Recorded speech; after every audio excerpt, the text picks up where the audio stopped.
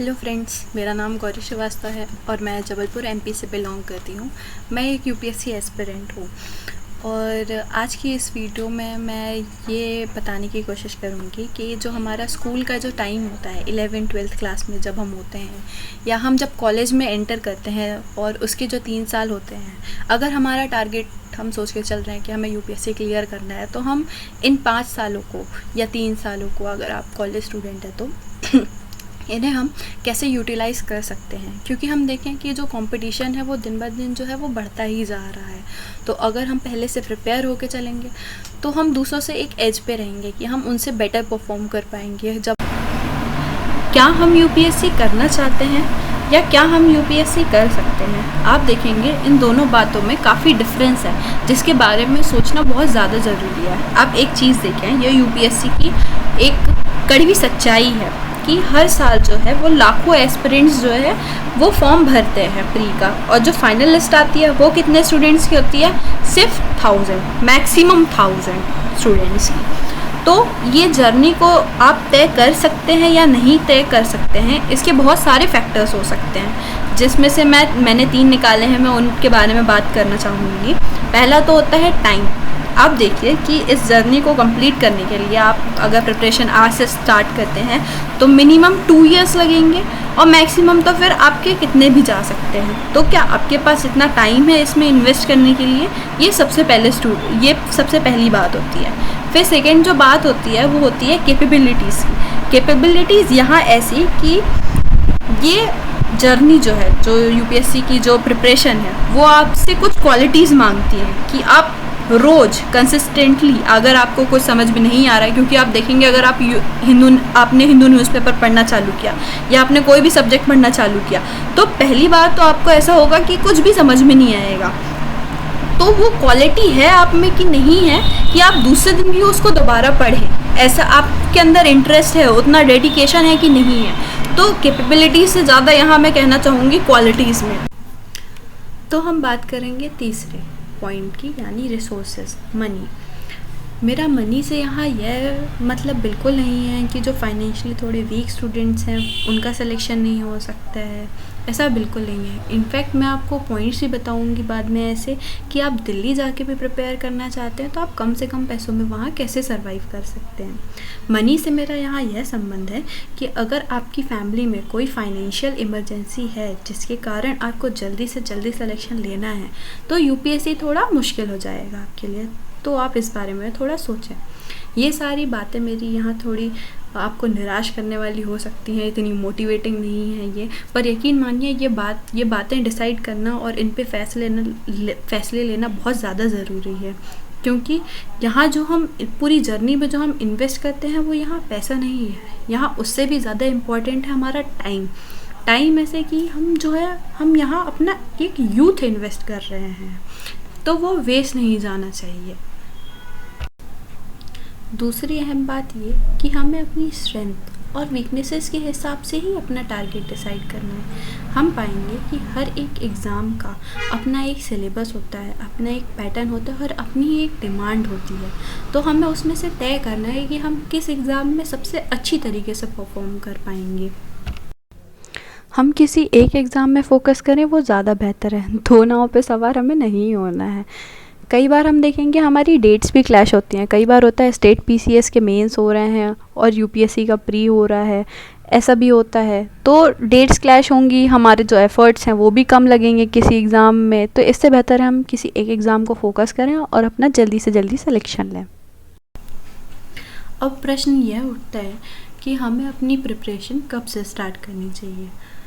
हमें इस पूरी यूपीएससी की जर्नी को कंप्लीट करने के लिए 2 इयर्स चाहिए मिनिमम, या जितने भी इयर्स चाहिए। अब हमें यह डिसाइड करना है उसके बारे में कि हमें अपना टाइम जो है वो कब इन्वेस्ट करना है, बिफोर ग्रेजुएशन और आफ्टर ग्रेजुएशन। आप देखेंगे कि हमारे ग्रेजुएशन के बाद जो है हमारे ऊपर प्रेशर बहुत ज़्यादा होता है। बाहर से भी होता है कि हमें जल्दी से सिलेक्शन चाहिए, हमें अपने आप को प्रूफ करना। अगर बाहर से नहीं तो हमें अंदर से भी लग सकता है कि हमारे ही साथ वाले जो हैं वो जॉब पे हैं या अपने तरक्की कर रहे हैं, तो उसका भी एक प्रेशर होता है आफ्टर ग्रेजुएशन। अब अगला प्रश्न यह उठता है कि हम तैयारी कैसे करें, क्योंकि पेपर के पहले तो हमें एक्सपर्ट बनना है, हमको सब आना चाहिए। मैंने इस चीज़ को 3 पार्ट्स में डिवाइड किया है। उन स्टूडेंट्स के लिए जिनने जस्ट अभी 10th पास किया है, उन स्टूडेंट्स के लिए जिनने जस्ट अभी 12th पास किया है, और थर्ड कैटेगरी जो है वो कॉलेज स्टूडेंट्स की है, नॉर्मली फर्स्ट ईयर और सेकेंड ईयर वालों के लिए। अगर आप 10th के बाद आर्ट्स सब्जेक्ट्स चूज़ करना चाहते हैं या कॉलेज में आप बीए परस्यू करना चाहते हैं, तो आप सबसे पहले अपने एरिया के कॉलेजेस और स्कूल्स के बारे में पता कर लें। बाकी स्टेट्स का तो मुझे नहीं पता, पर एमपी में मोस्टली यहाँ हिंदी मीडियम के स्कूल और कॉलेजेस हैं। अगर इंग्लिश मीडियम के हैं भी तो वहाँ टीचर्स हिंदी में ही पढ़ाते हैं, नोट्स की दिक्कत होती है या एग्ज़ाम में भी आपको दिक्कत आ सकती है। तो आप एक बार सारी चीज़ें रिसर्च कर लें। इसके साथ ही आप अपना बैकअप प्लान ज़रूर तैयार रखें। आप देखें, टीचिंग एक बैकअप प्लान के ऑप्शन में हो सकता है, एक आर्कियोलॉजिकल सर्वे ऑफ इंडिया में जो जॉब्स होती हैं उनके लिए भी हो सकता है अगर आप आर्ट सब्जेक्ट। तो इस तरीके से आप अपने स्ट्रॉन्ग पॉइंट से आप अपना बैकअप प्लान भी ज़रूर तैयार रखें।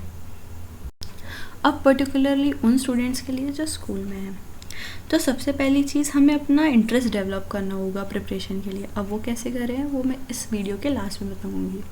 दूसरी चीज़, हमें जितना हो सके टॉपर्स की वीडियोस देखनी है। एक ये इंटरेस्ट डेवलप करने का बहुत अच्छा तरीका है, और हमें उनकी गलतियाँ और उनने क्या किया अपने प्रिपरेशन में, क्या नहीं किया, हमें बहुत सारी चीज़ें पता करनी चाहिए। मेरा सजेशन ये है कि आप जब अपनी प्रिपरेशन स्टार्ट कर रहे हैं तो मिनिमम 100 वीडियोस आप देखें ही देखें। ये बहुत ज़्यादा हेल्पफुल होती हैं। इवन मुझे काफ़ी टाइम हो गया है प्रिपरेशन करते हुए, मैं फिर भी अभी भी देखती हूँ। लास्ट वीडियो जो मैंने देखी थी वो सफ़िन हसन सर की देखी थी, उनकी वीडियो मुझे बहुत अच्छी लगी थी, मैंने 2 बार देखी थी। मैं आपको भी रिकमेंड करूँगी कि आप ज़रूर देखें उस वीडियो को। आर्तिका शुक्ला मैम की वीडियोस होती हैं वो हो गई, अक्षय जैन सर की जो स्ट्रेटजी वीडियोस हैं वो हो गई। आप इसके बाद आप सेकेंड स्टेज में रोमन साइनी सर की वीडियोस ज़रूर देखें। उनकी रहती है कि आप कल्चर कैसे कंप्लीट करें 45 डेज़ में, ये सारी चीज़ें आप देखें सारी। अब उनमें से आप देखेंगे आप पाएंगे कि जो कॉमन चीज़ें हैं वो सभी बोलते हैं। जैसे अगर एनसीईआरटी पढ़ने को बोल रहे हैं तो सभी बोलेंगे। मैं ये नहीं बोल रही हूँ कि आप टॉपर की वीडियोस देखें और सबके हिसाब से आप अपनी स्ट्रैटेजी चेंज करते जाएं, पर आप देखें कि मैक्सिमम लोगों ने गलतियाँ कहाँ की है। आप जो एक पॉइंट पाएंगे वो बोलेंगे कि उन्हें नोट्स नहीं बनाए इसलिए उनको इतने अटेम्प्ट्स लगे, या उनने रिवीजन कम किया इसलिए लगे, या उनने न्यूज़पेपर नहीं पढ़ा इसलिए उनके अटेम्प्ट्स ज़्यादा लगे। तो ये सारी चीज़ों में हमें अपनी स्ट्रैटेजी बनाने में और काफ़ी चीज़ों में बहुत ज़्यादा हेल्पफुल होती हैं। जब हम स्कूल में होते हैं तो हमें न्यूज़पेपर पढ़ना बहुत ज़्यादा बोर लगता है। कुछ स्टूडेंट्स को पसंद है न्यूज़पेपर पढ़ना, तो उनके लिए तो कोई दिक्कत नहीं है। पर अगर आप भी मेरी तरह हैं जिन्हें न्यूज़पेपर नहीं पढ़ना है, तो ओनली आईएएस का प्रीलिम बूस्टर जो प्रोग्राम है यूट्यूब पे है, आप सर्च करेंगे तो आपके पास आएगा। वो बहुत ही ज़्यादा अच्छा है। डेली के वो 15 to 20 मिनट्स के वीडियोस सर डालते हैं, और वो इंग्लिश में रिटन होता है और हिंदी में सर एक्सप्लेन करते हैं। तो दोनों मीडियम के स्टूडेंट्स जो हैं वो बहुत अच्छी तरीके से उसे यूटिलाइज़ कर सकते हैं। और आप स्कूल में हैं तो आपको इतना ज़्यादा प्रेशर लेने की भी ज़रूरत नहीं है कि आपका रोज़ का कंप्लीट नहीं हो रहा। आप एक प्रिपरेशन से आप जुड़ जाएंगे। आप अगर 11-12 से ही स्टार्ट कर देते हैं ये चीज़, तो आपके एक डेली रूटीन में आ जाएगी वो चीज़ कि आपको रोज़ करंट अफेयर्स इससे देखना ही देखना है। मेंस के लिए हम आई कैन इनिशिएटिव जो कि इनसाइट्स ऑन इंडिया ने चालू किया है इस अप्रैल से ही, हम उसको देख सकते हैं। जो कृतिका मैम है वो खुद ही एक टॉपर रही हैं, और वो रोज़ जो है वो इंडियन एक्सप्रेस के आर्टिकल और हिंदू के आर्टिकल जो है वो डिस्कस कर रही हैं। तो वो काफ़ी अच्छी तरीके से उनने खुद सेलेक्ट हुई हैं, तो उन्हें पता है कि क्या इम्पोर्टेंट है क्या नहीं है।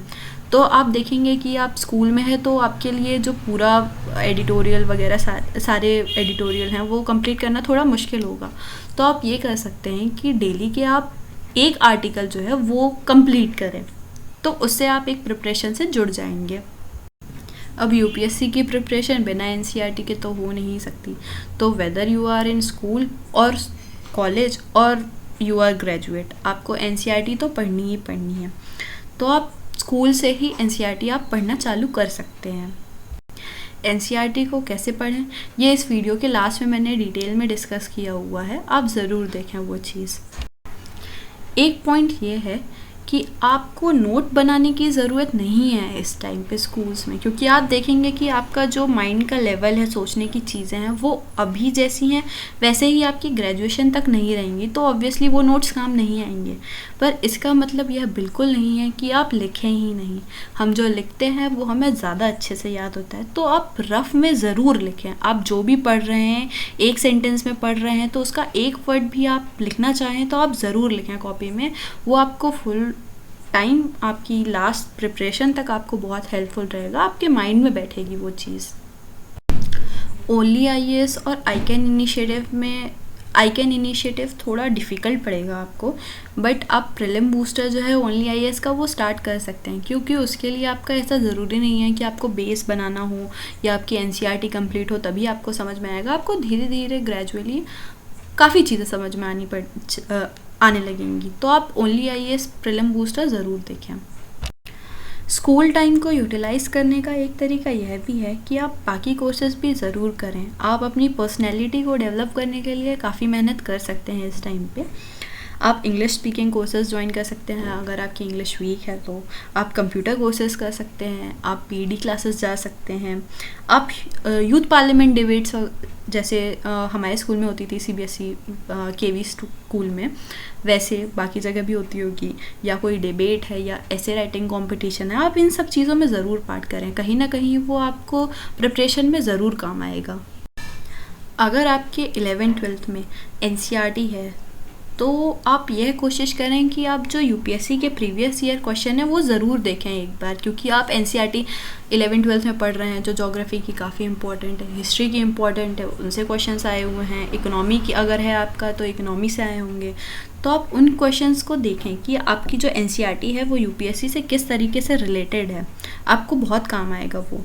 दूसरी चीज़ ये है कि अगर आपको लगता है कि आपके स्कूल के हिसाब से तैयारी हो गई है, तो आप अनअकैडमी पे फ्रीली अवेलेबल है वो, रोमन साइनी सर ने एनसीईआरटी के क्वेश्चंस बनाए हैं, आप उन्हें सॉल्व करने की कोशिश करें, वो काफ़ी हेल्पफुल होगी आपके लिए।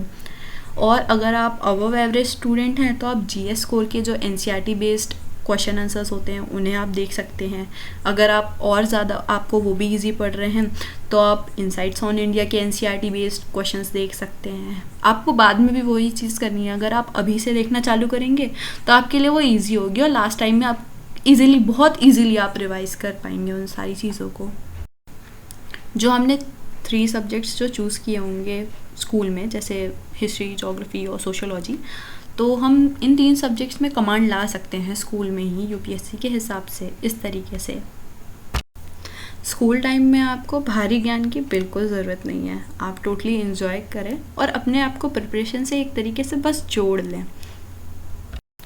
कॉलेज में जो विद्यार्थी हैं उनको थोड़ा ज़्यादा अनुशासित रहना पड़ेगा, उनको अपने बेसिक्स थोड़ा जल्दी करने पड़ेंगे। फर्स्ट ईयर वाले फिर भी थोड़ा स्लो चल सकते हैं, सेकेंड ईयर वालों को अपनी पेस जो है थोड़ा फास्ट करना पड़ेगा। अगर आपने अभी तक कॉलेज ज्वाइन नहीं किया है तो आपके पास 2 ऑप्शंस हैं, आप उनको कंसीडर कर सकते हैं। एक तो पहला डीयू, अगर आपकी घर की फाइनेंशियल कंडीशन अच्छी है और आप बाहर जा सकते हैं दिल्ली में, या कुछ स्टूडेंट्स दिल्ली में ही होंगे, तो उनके लिए डीयू एक बहुत अच्छा ऑप्शन है। मैंने सुना है अपने फ्रेंड से कुछ, वहाँ पे तो मतलब सेकेंड ईयर या थर्ड ईयर में भी लक्ष्मीकांत पढ़ाई जाती है, तो ऑब्वियसली आपका बेस जो है एक अच्छा बन जाता है। और दूसरा जो ऑप्शन है वो है इग्नू का। अगर आपकी फाइनेंशियल कंडीशन अच्छी नहीं है तो एक इग्नू जो है वो एक अच्छा ऑप्शन हो सकता है। ये दोनों, ये जो है ये तो प्राइवेट की तरह ही होगा, आपकी डेली क्लासेस नहीं लगेंगी। तो आप अगर इंस्टीट्यूट कोई ज्वाइन करना चाहें या लाइब्रेरी जाके पढ़ना चाहें या सेल्फ स्टडी करना चाहें तो इग्नू हेल्पफुल हो सकते हैं। उसका जो सिलेबस है वो थोड़ा टफ़ है यूपीएससी में, क्योंकि ये रिकमेंड किया जाता है स्पेशली इन ऑप्शनल कि आप जो है वो इग्नू की बुक्स पढ़ें, तो उस हिसाब से आप देखेंगे कि लेवल थोड़ा ज़्यादा है, तो आपको खुद ही लेकिन प्रिपेयर करना पड़ेगा एग्ज़ाम के लिए भी, ग्रेजुएशन के जो एग्ज़ाम्स हैं उनको क्लियर करने के लिए।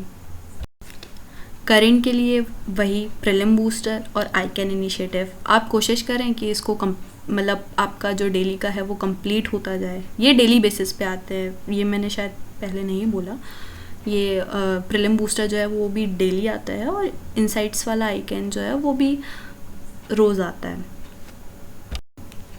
अब बात यह आती है कि हम अपना इंटरेस्ट जो है इस फील्ड में कैसे डेवलप करें, प्रिपरेशन के लिए या पढ़ाई के लिए। तो पहली जो चीज़ हम कर सकते हैं वो यह है कि जिन चीज़ों में हमारा इंटरेस्ट पहले से है हम उसे यूपीएससी की प्रिपरेशन से जोड़ें। Topics related to you and your surrounding. आप देखेंगे हम में से कई कास्ट के स्टूडेंट्स होंगे, जैसे राजपूत हो जाएंगे या सिख होंगे, मराठा होंगे, तो हम सबकी अपनी एक हिस्ट्री है, तो हम उसे पढ़ें, उसे यूपीएससी से रिलेट करके पढ़ें। प्रोफेशन में देखेंगे हम में से कई लोगों के, कई स्टूडेंट्स के जो फादर मदर होंगे वो कई प्रोफेशंस में होंगे, लाइक फैक्ट्री में होंगे, कोई डॉक्टर होंगे, कोई मिल में काम करते होंगे, कोई टीचर होंगे। तो आप देखें कि उनके प्रोफेशन में क्या क्या प्रॉब्लम्स हैं और उनको कैसे एड्रेस कर रही है गवर्नमेंट, या उसमें इंडिविजुअल जो एफर्ट्स हैं वो क्या हैं। अगर आपका इंटरेस्ट पॉलिटिक्स में है तो पॉलिटिक्स को आप यूपीएससी से रिलेट करें। कुछ कॉमन इश्यूज भी होते हैं, जैसे वुमेन के हो गए, डोमेस्टिक वायलेंस हो गया, डाउरी हो गया, मतलब इन सारी चीज़ों को कोई ऐसा तो बोल नहीं सकता कि उन्हें नहीं पता है। या जॉइंट फैमिली होती है, न्यूक्लियर फैमिली होती है, तो अपने एडवांटेजेस क्या हैं, डिसएडवांटेजेस क्या हैं। या आपके गांव शहर कहीं भी रिवर होगी, लेक होगी, तो उसके बारे में आप पढ़ सकते हैं। अब आपको करना क्या है, आप कोई भी टॉपिक उठाएं, जैसे अगर आप वुमेन उठा रहे हैं या कास्ट उठा रहे हैं। जैसे मैं अपना एग्जांपल देती हूँ, मैं श्रीवास्तव हूँ, मैं कायस्थ हूँ, तो अगर मैं कायस्थ का ओरिजिन देखूँगी तो वो गुप्ता पीरियड से मुझे मिलता है। अब मैं मुझे यूपीएससी से रिलेट करके इसे पढ़ना है तो मैं क्या करूँगी, गूगल में सर्च करूँगी।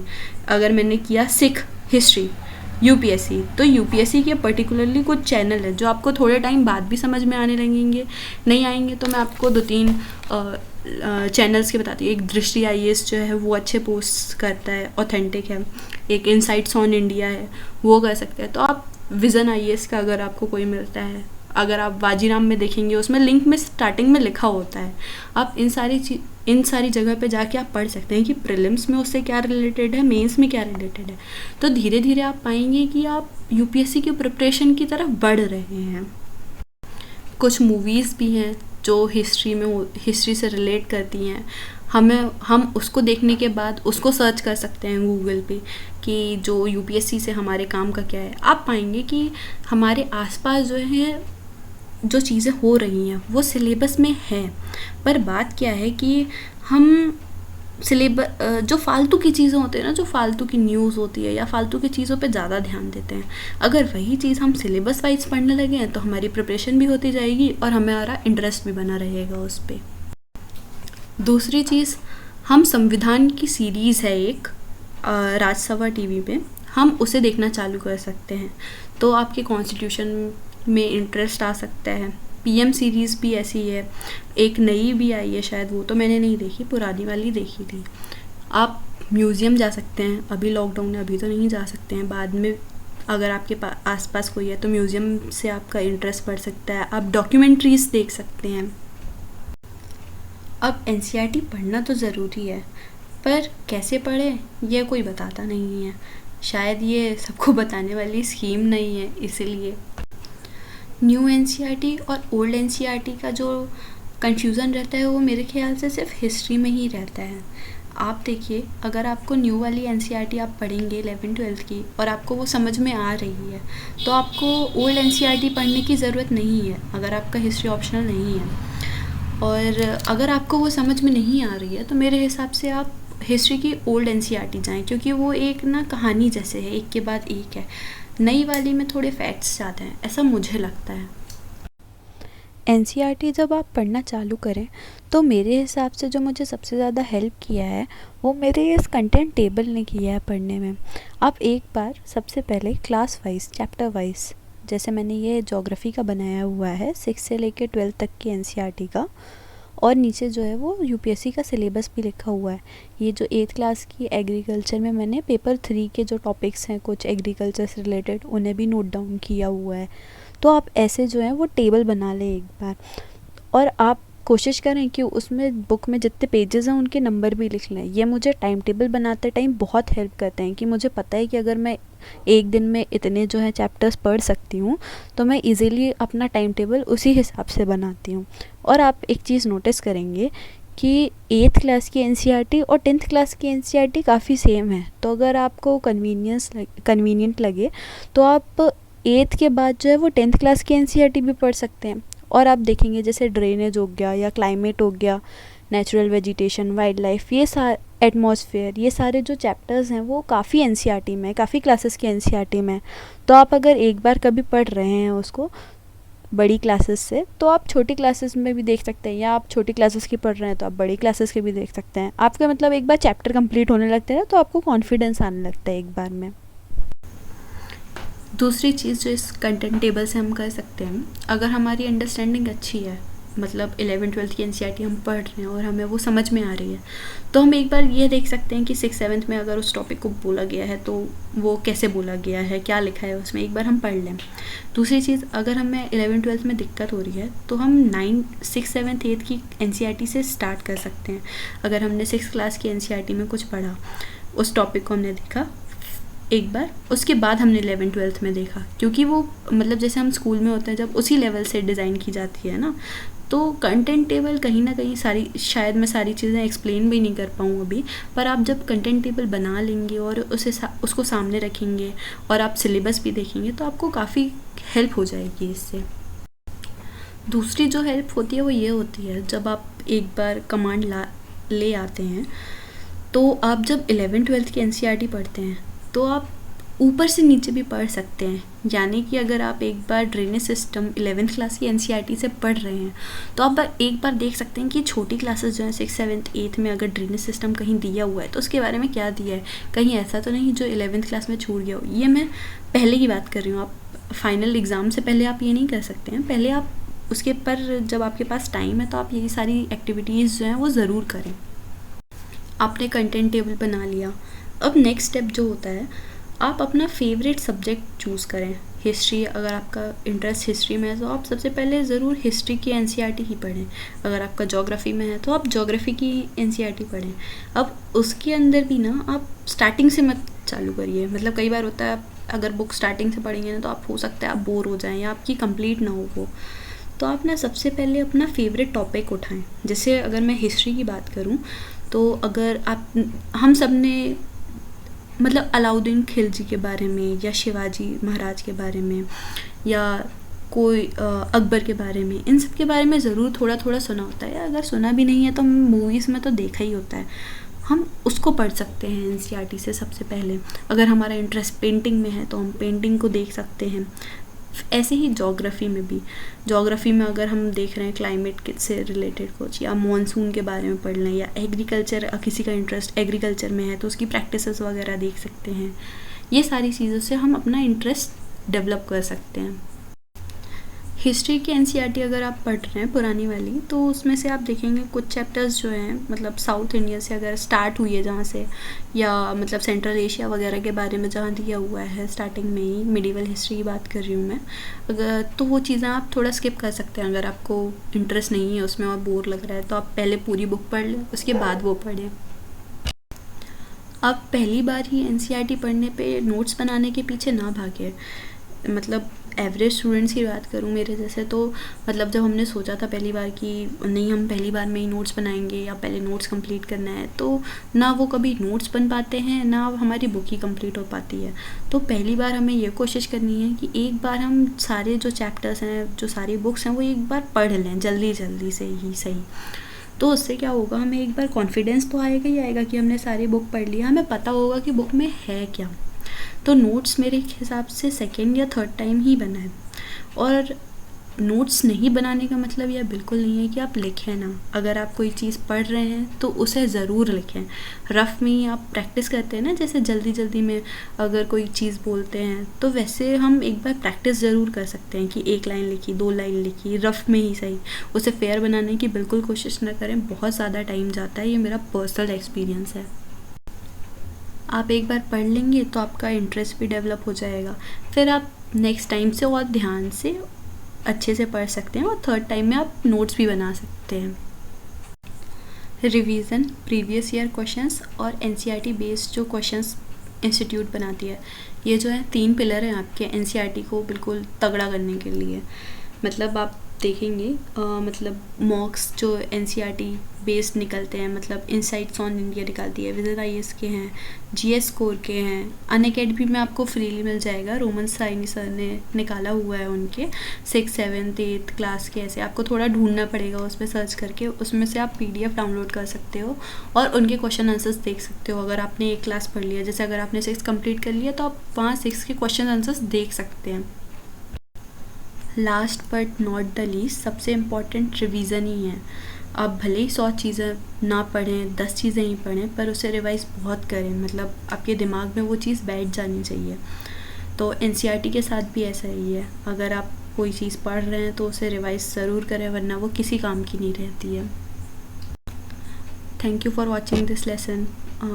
मेरी पहली वीडियो थी तो मैं बहुत बार अटकी भी होंगी, कुछ गलतियाँ भी हुई होंगी, तो सॉरी।